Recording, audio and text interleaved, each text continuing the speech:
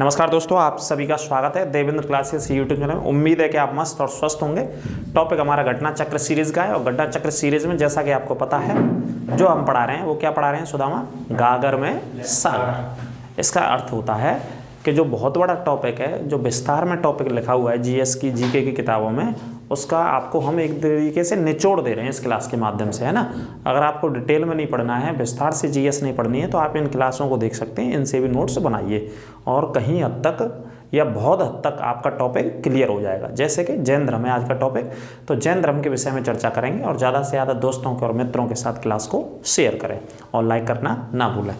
तो देखिए, इससे पहले जो टॉपिक हमने पढ़ाया है वो बुद्धिज़्म का मैं पढ़ा चुका हूँ, बौद्ध धर्म के बारे में या बुद्ध धर्म के बारे में पढ़ा चुका हूँ। ठीक है, बुद्ध का मतलब भी ज्ञान होता है या ज्ञान की प्राप्ति होता है, और जैन का भी मतलब ज्ञान की प्राप्ति। जैन मतलब जिन शब्द से बना है और जिन का मतलब है कैवल्य। कैवल्य का मतलब है ज्ञान की प्राप्ति होना। दोनों धर्मों का जो वेश है, जो आधार है, वो ये दोनों का आदर्श ये है या सिखाते ये हैं समाज में। दोनों धर्मों का जो वेश है वो है, एक सत्य है, सत्य के बारे में कि जीवन में हमेशा आपको सत्यता के मार्ग पर चलना चाहिए। दूसरा, हमेशा अहिंसात्मक जीवन जीना चाहिए, हिंसा आपको कभी नहीं करनी चाहिए। तो किस में विश्वास रखते हैं दोनों धर्म, बुद्ध और जैन? और जैन धर्म तो खास तौर पर काम करता है इस धर्म में, या इसमें सबसे ज़्यादा सिद्धांतों में लिखा गया है जैन धर्म को लेकर के।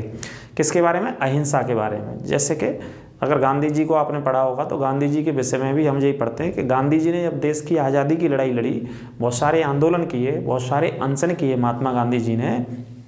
तो वो अनशन तो आप समझ रहे हैं, उसमें तो लड़ाई का कोई स्थान ही नहीं है, हिंसा का कोई स्थान नहीं है, लेकिन आंदोलन भी करते थे तो शांति प्रिय आंदोलन किया करते थे वो ब्रिटिश सरकार के सामने या ब्रिटिश हुकूमत के सामने, अपनी मांगों को उठाने के लिए, या अपने किसानों की या मजदूरों की या देश से जुड़े हुए लोगों की।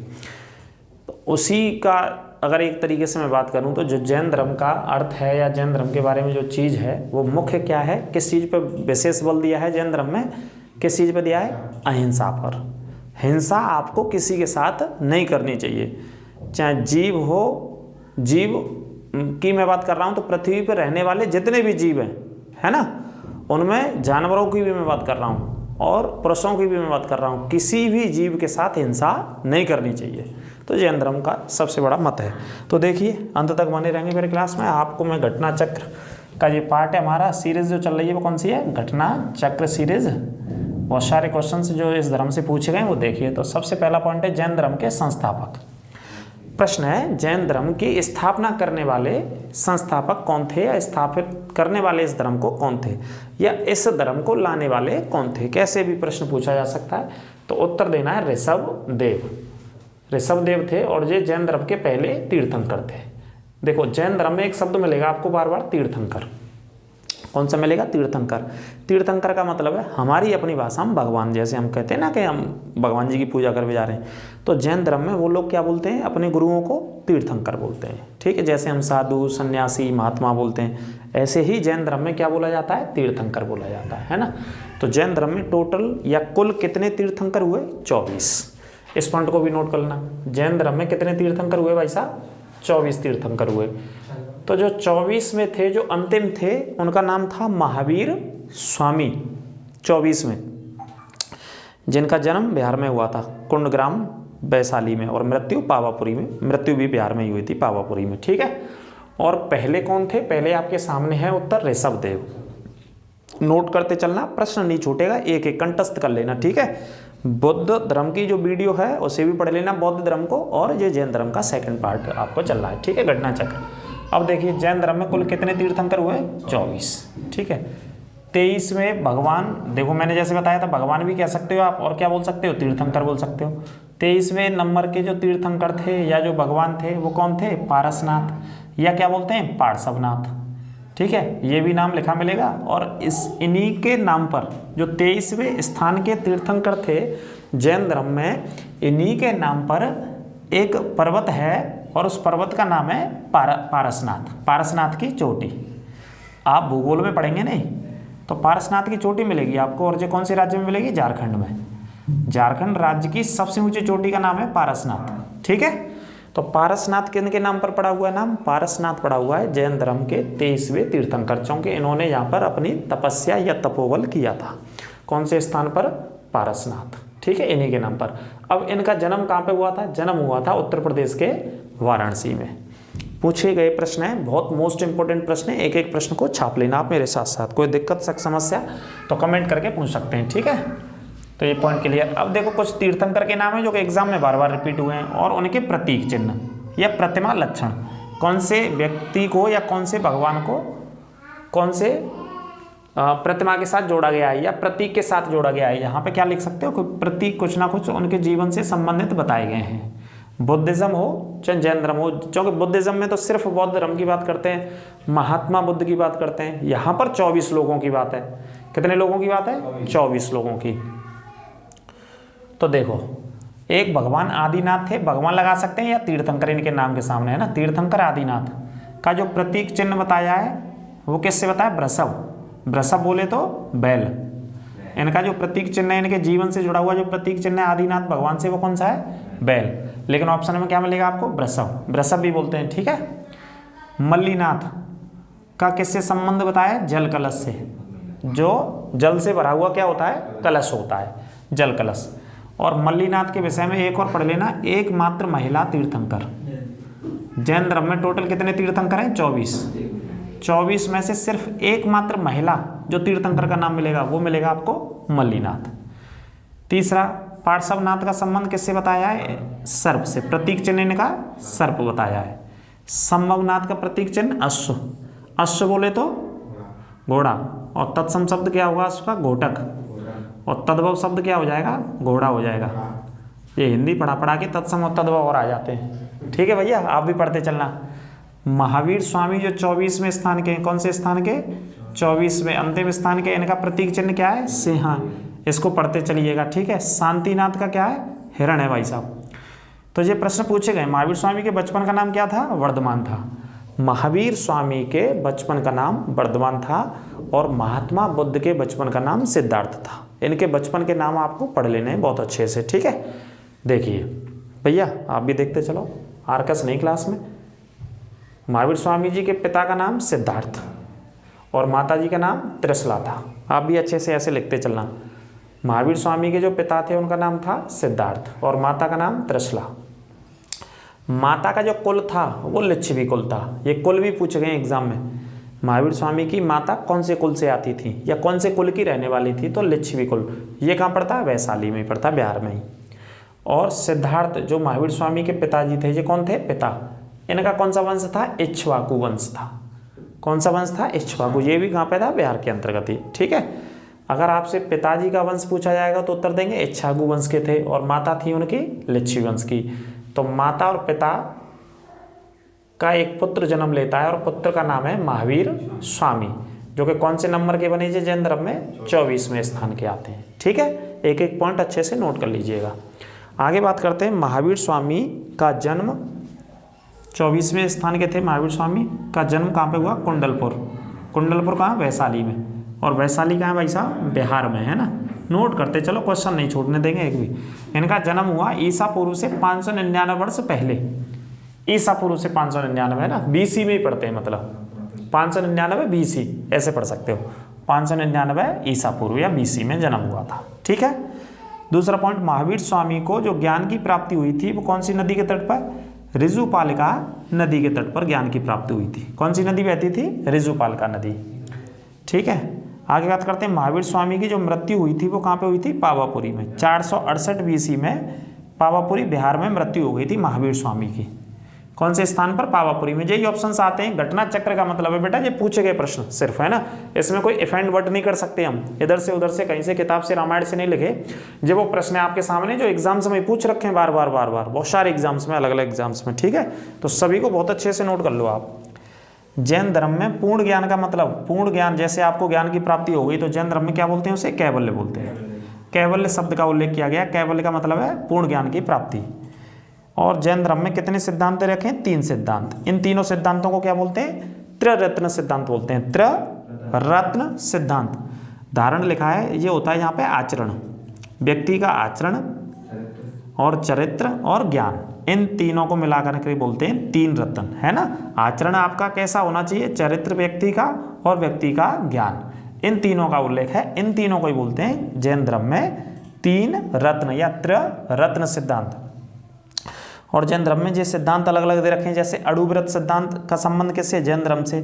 स्यादवाद का सिद्धांत जैन धर्म से। अनेकांतवाद का भी सिद्धांत जैन धर्म से रिलेटेड है या संबंधित है। ठीक है, आगे बात करते हैं। सृष्टि की रचना, ये सिद्धांत है, नोट कर लेना, इनका संबंध ही हमेशा पूछा जाता है। कौन से धर्म से? जैन धर्म से।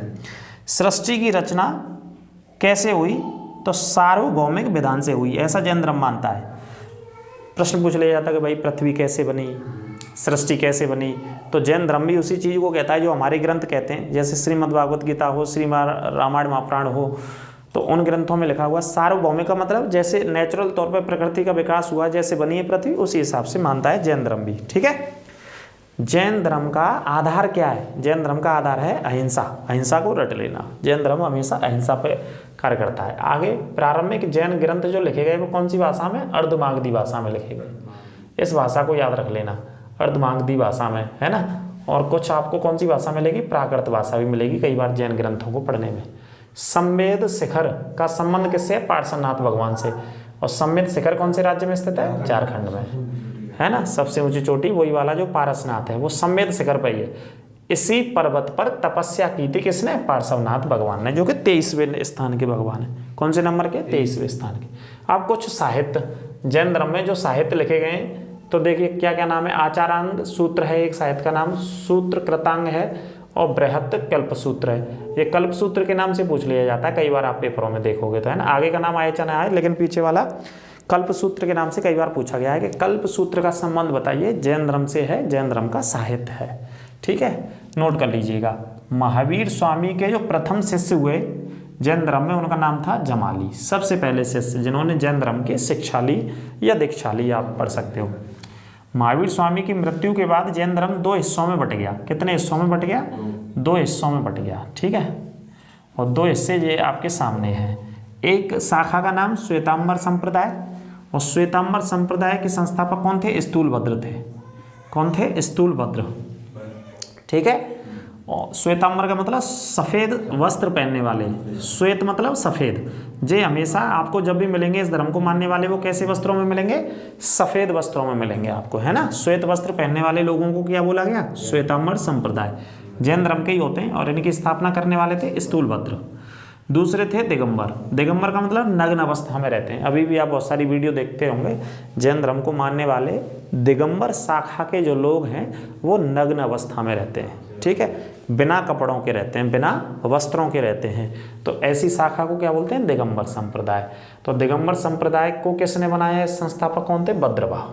तो ये 2 अलग अलग लोग थे, लेकिन जैन धर्म को ही फॉलो करते थे। उसी में से 2 शाखा हो गई, एक का नाम श्वेतांबर और एक का नाम दिगंबर, और इनके ये संस्थापक। ठीक है, अब देखिए उत्तर प्रदेश में जैन धर्म और बौद्ध धर्म का जो संबंध है वो कौन से जिले से है? दोनों का कौशाम्बी से। दोनों का उल्लेख है यहाँ पे।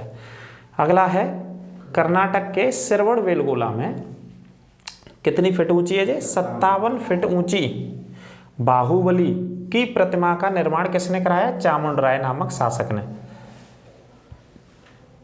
9वीं या 11वीं सदी में कराया था, शताब्दी मेरे दिमाग से निकल गई। बाहुबली जो कि जैन धर्म के पहले गुरु कौन थे? पहले जिन्होंने स्थापना करी? ऋषभदेव। उनके पुत्र है, उनके पुत्र का नाम बाहुबली। तो बाहुबली की जो प्रतिमा है 57 फीट ऊंची, वो कौन सी जगह है? कर्नाटक में। और कर्नाटक के कौन से स्थान पर? श्रवणबेलगोला में। इस प्रतिमा का निर्माण एक शासक उस समय थे दक्षिण भारत में, जिनका नाम था चामुंड राय। इन्होंने बनवाया था। ठीक है, आगे देखिए, एक धार्मिक आयोजन होता है, ये घटना लिखा है मैंने, आयोजन भी लिख सकते हैं, धार्मिक आयोजन या धार्मिक उत्सव लिख सकते हैं। महामस्तका अभिषेक, क्या नाम है इसका? महामस्तका अभिषेक। एक धार्मिक आयोजन होता है 12 वर्षों के बाद, जैन धर्म में होता है। जैसे हमारे in the sense of Hindu धर्म में, सनातन धर्म में 12 वर्षों के बाद कुंभ के मेले का आयोजन होता है, जो कि भारत के 4 अलग अलग स्थानों पर होता है। और 4 अलग अलग स्थानों को आप कमेंट बॉक्स के माध्यम से बताइएगा, कमेंट की करके। 4 नदियों के नाम बताइएगा, 4 शहरों के नाम, 4 नगरों के नाम। इन नगरों में कुंभ के मेले का आयोजन होता है हर 12 साल बाद। ठीक है, कमेंट करके बताइए। ऐसे ही 12 वर्षों बाद जैन धर्म में एक आयोजन है जिसका नाम है महामस्तका अभिषेक, जो कि 12 वर्षों के बाद होता है। और कहाँ पे होता है? ये श्रवणबेलगोला में। और कौन से भगवान की पूजा की जाती है इसमें, बाहुबली भगवान की, जो कि ऋषभदेव के पुत्र हैं। ठीक है, दूध से दही से उनसे नहलाया जाता है इनकी मूर्ति को, बहुत भव्य तरीके से होता है। प्रधानमंत्री राष्ट्रपति स्तर तक के लोग यहाँ जाते हैं इस आयोजन में। अगला पॉइंट है बाहुबली प्रथम तीर्थंकर ऋषभदेव के पुत्र माने जाते हैं। इस पॉइंट को नोट कर लेना, पूछा जाता है कि बाहुबली कौन थे, तो बाहुबली थे ऋषभदेव के पुत्र, जिनकी प्रतिमा कहाँ पे है, कर्नाटक राज्य में। एक ये भी संप्रदाय इसी से जुड़ा हुआ है। यापनीय का संबंध किससे है, जैन धर्म से, एक शाखा इसी की। महावीर स्वामी की माता, ये वैसे मैं पढ़ा चुका हूँ अभी माता जी के बारे में, फिर देख लो, त्रिशला, और दूसरा नाम है इनका विदेह दत्ता, ये भी दूसरा नाम पुस्तकों में मिलेगा। विदेह दत्ता का संबंध किस जगह से रहा, वैशाली से रहा। वैशाली में कौन से कुल की थी माता जी, लिच्छवी कुल की थी, जो कि गणतांत्रिक कुल था। ठीक है, ज़्यादातर राजा रानी से संबंधित रहे, और ये चेटक की बहन थी। चेटक वहाँ के कौन थे, राजा थे। चेटक कहाँ के राजा थे, इस लिच्छवी कुल के राजा थे। तो इनकी बहन थी जिनका नाम था त्रिशला, और त्रिशला माता किसकी थी, महावीर स्वामी जी की। और इनकी शादी किसके साथ हुई, सिद्धार्थ, जो कि पिता किनके, महावीर स्वामी के। अगला पॉइंट है जैन धर्म को अपनाने वाले शासक। कई बार पेपरों में आते हैं कि जैन धर्म को कौन कौन से शासकों ने अपनाया अपने जीवन काल में, तो बहुत मोस्ट इंपॉर्टेंट तो ये पूछा ही गया है कई बार। चंद्रगुप्त मौर्य, जिन्होंने मौर्य वंश की स्थापना की चाणक्य की सहायता से, नंद वंश के अंतिम शासक गणानंद की हत्या करके मगध पर कौन से वंश की स्थापना कर दी, मौर्य वंश की स्थापना। इसी वजह से पीछे क्या नाम है इनका, मौर्य। तो चंद्रगुप्त मौर्य ने मौर्य वंश की स्थापना करी और अपने जीवन काल में जैन धर्म को अपनाया, जैन धर्म को अपनाया था। और इनकी मृत्यु भी जब बाद में शासन को छोड़ करके अपना पुत्र इनका उत्तराधिकारी के रूप में आ गया, तो इनकी जो मृत्यु हुई थी वो भी कहाँ हुई थी, कर्नाटक में, इसी स्थान पर श्रवणबेलगोला वाली जगह पर। ठीक है, एक कलिंग का सम्राट था, कलिंग बोले तो उड़ीसा वाला क्षेत्र। कलिंग के सम्राट का नाम बहुत फेमस है, खारवेल। खारवेल भी कौन से धर्म को अपनाया था, जैन धर्म को मानता था खारवेल भी। ठीक है, परम भक्त था जैन धर्म का। चंदेल शासक थे, जिन्होंने मध्य प्रदेश में खुजराहों के मंदिर बनवाए, बहुत फेमस है, ये परीक्षा में आते हैं खुजराहों के मंदिर। तो चंदेल शासक भी कौन से धर्म को मानते थे, जैन धर्म को। और कौन से मंदिर बनवाए इन्होंने, खुजराहों के मंदिर, बहुत प्रसिद्ध हैं, याद रखिएगा, MP में स्थित है खुजराहों के मंदिर। उदयन नामक शासक था, जो कि हर्यक वंश का था। हर्यक वंश का शासक था उदयन, तीसरे स्थान का, कि दूसरे नंबर का था, दूसरे नंबर का। पहला हर्यक वंश की स्थापना करी बिंबिसार ने, और बिंबिसार का पुत्र था अजाशत्रु, और अजाशत्रु का पुत्र था उदयन। तो उदयन भी कौन से धर्म को अपनाता था, जैन धर्म को। उदयन ने स्थापना करी थी पाटलिपुत्र की। और एक और शासक थे अमोघ वर्ष, ये थे राष्ट्रकूट वंश के। इन्होंने भी कौन सा धर्म अपनाया, जैन धर्म अपनाया था। तो ये थी आपकी घटना चक्र की क्लास, पूरा एक तरीके से आपको निचोड़ था, लेकिन जो भी और प्रश्न छूटे गए हैं वो और दूसरे पार्ट में मैं लेकर के आऊँगा। इसी तरीके से ये घटना चक्र की सीरीज़ आपको चलती रहेगी। घटना चक्र के इन प्रश्नों को कवर करते रहिए। GS का आपका एक तरीके से जो है 70% या 80% कोर्स है या सिलेबस है, वो इन क्लासों से कवर हो जाएगा। और अभी तो ये हिस्ट्री से शुरू हुआ है, हिस्ट्री से शुरू होकर के GS में मैं बताऊं संविधान की भी बात करेंगे, इसमें भारत के भूगोल की, विश्व के भूगोल की बात करेंगे, इकोनॉमिक्स की बात करेंगे, सभी सब्जेक्ट्स को बात करेंगे, जितने भी प्रश्न पूछे गए हैं ना। तो इन क्लासों को देखते रहिए, ज़्यादा से ज़्यादा शेयर करते रहिए, मस्त रहिए, स्वस्थ रहिए और पढ़ते रहिए। SSC GD के विज्ञापन 84,000 का ऑनलाइन शुरू हो जाएंगे 1-2 दिन में, उसके लिए आप तैनात और तैयार हो जाइए। और UP पुलिस का भी कभी भी दिसंबर के महीने में आ जाएगा, जो कि 52-54,000 जगह। और एक मौका है आपके पास नौकरी लेने का। जॉब या नौकरी आपको कठिन परिश्रम से मिलेगी, आपको लगातार उसके लिए मेहनत करनी रहनी होगी, क्योंकि सफलता का कोई शॉर्टकट नहीं होता है। सफलता के लिए आपको लगातार पढ़ना पड़ेगा और मेहनत करनी पड़ेगी, हार्ड वर्क करना पड़ेगा, या वर्क हार्ड कह लीजिए, आपको करना ही पड़ेगा। मिलते हैं ब्रेक के बाद, तब तक के लिए आप स्वस्थ रहिए। राधे राधे सभी को।